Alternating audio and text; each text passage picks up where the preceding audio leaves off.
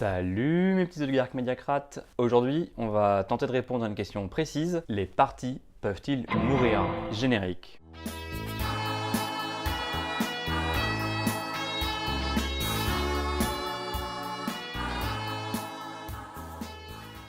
Je l'avais dit dans ma vidéo bilan de cet été, l'année 2017 a été un vrai bouleversement politique. Deux nouveaux mouvements, ou partis, en fait on s'en fout du mot. Deux nouveaux partis sont apparus, la France Insoumise des hypocrites et la République En Marche. Parce que c'est notre projet.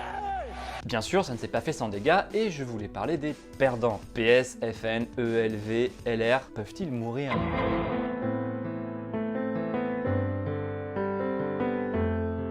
Je vais me concentrer sur les gros partis parce que si on parle des petits partis, il y en a beaucoup trop. Il y a par exemple les partis fantômes ou les PME familiales comme Cap 21 de Corinne Lepage ou Debout la France de Nicolas Dupont-Aignan ou l'UPR de François Asselineau, qui n'ont pour but que de promouvoir une seule figure et de récolter du financement électoral.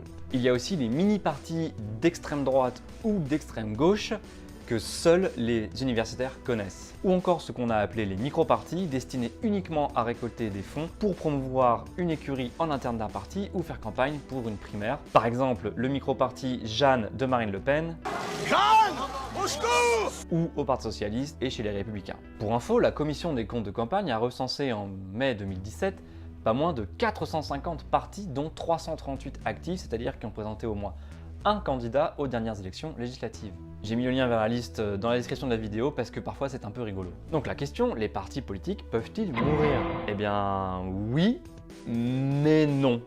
Et oui. En fait ça dépend. Un parti ne meurt jamais vraiment tant qu'il y a des gens qui y adhèrent ou même mieux qui sont élus avec son étiquette. Et ça peut durer très longtemps. Prenez le parti radical de gauche, le PRG. Ce parti a aujourd'hui plus de 110 ans, n'a plus vraiment de spécificité à faire valoir et pourtant, ces 20 dernières années, il a toujours réussi à placer au moins un ministre dans les gouvernements de gauche et même aujourd'hui, il a encore deux ministres dans le gouvernement d'Édouard Philippe et d'Emmanuel Macron. Ce sont Annick Girardin et Patrick Mézard. Vous ne les connaissez pas?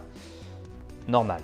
Je parle du PRG parce que c'est le meilleur exemple du parti qui ne meurt jamais. En un siècle, il a changé 5 fois de nom. Parti républicain, radical et radical socialiste. MGRS, MRG, radical et PRG. Il a vécu 2 guerres mondiales, une occupation, subi une scission. La scission, c'est une division entre les radicaux dits de gauche et les autres radicaux qu'on a appelés les Valoisiens parce que le siège était situé rue de Valois. Si, c'est une histoire vraie. Ce parti a vécu 3 républiques différentes et il a même survécu à Bernard Tapie. On peut dire qu'en cas de guerre nucléaire, il resterait Kim Jong-un dans son bunker et le PRG. Les partis morts et disparus pour de bon sont rares en fait. Souvent, ils changent de nom ou ils fusionnent entre eux. N'oubliez jamais ça, on n'est jamais tout à fait mort en politique. Par exemple, le Parti Socialiste actuel est né en 1971 lors du congrès d'Épinay, en fusionnant diverses forces politiques de gauche. Depuis 1969, il s'appelait le Nouveau Parti Socialiste. Et encore avant, il s'appelait la SFIO, le nom historique de ce parti. Les petites structures qui ont fusionné dans ce qui s'appellerait le Parti Socialiste ont donc disparu et sont devenus uniquement des clubs internes. C'est sûrement la plus belle façon de mourir pour un parti politique. Parfois quand même, les partis meurent parce que les idées sont dépassées, parce que la machine est fatiguée. Le meilleur exemple récent, c'est la mort du PSU, le Parti Socialiste Unifié, qui a existé de 1960 à 1990. Au cours de sa lente agonie dans les années 80, les adhérents et les militants sont partis soit chez les Verts et dans d'autres mouvements écologistes, soit au Parti Socialiste. Plus récemment encore, l'UDF a disparu. L'UDF, c'est le centrisme. C'est Valéry Giscard d'Estaing, Au revoir. Simone Veil et François Bayrou. Mais le parti n'est pas tout à fait mort. Un morceau de ce parti est devenu le MoDem et un autre petit morceau, les Nouveaux Centristes et l'UDI. Justement, le MoDem, encore une preuve qu'en politique, on n'est jamais mort. Après son succès à la présidentielle de 2007, Bayrou a fait plus de 18%, le MoDem est promis un grand avenir. Mais patatras, les élections qui suivent se passent mal et le positionnement extrême centriste est mal compris. Un coup à droite, un coup à gauche, mais pas trop. Résultat, après plusieurs échecs, on donne ce parti et Bayrou comme fini, mort. Puis 2017, Bayrou soutient Emmanuel Macron pour la présidentielle et se retrouve à faire un accord électoral aux législatives. Résultat, le parti passe de 2 députés, oui, juste 2, à 47 députés. La résurrection grâce à un bon pari et un bon choix politique. Pour les partis d'aujourd'hui en très grande difficulté, comme le PS ou EELV, leur mort peut arriver dans très longtemps. Prenez le PC, qui, depuis 20 à 30 ans, ne cesse de perdre ses bastions électoraux et a de moins en moins d'élus au fur et à mesure des élections. Il ne vit en fait que sur son héritage à la fois politique et financier. C'est ce qu'on peut éventuellement prévoir pour le Parti socialiste, sauf rebond. Les Républicains et le Front National ne vont pas mourir non plus dans l'immédiat. Ils changeront de nom peut-être, c'est souvent la tradition à droite quand on veut faire oublier le passé. Les Républicains en fait c'est l'UMP, avant c'était le RPR, qui a succédé à l'UDR. Le changement de nom pour le FN c'est moins sûr, mais lui aussi va perdre des plumes.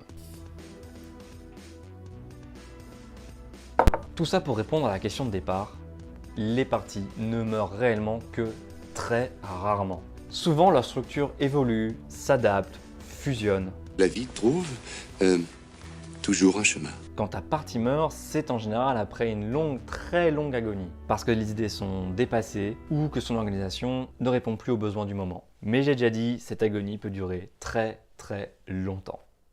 Voilà, c'est fini pour cette vidéo. Alors si vous cherchez un parti disparu, laissez votre annonce en commentaire, on essaiera de le retrouver. Si vous connaissez un parti mort, laissez aussi un commentaire.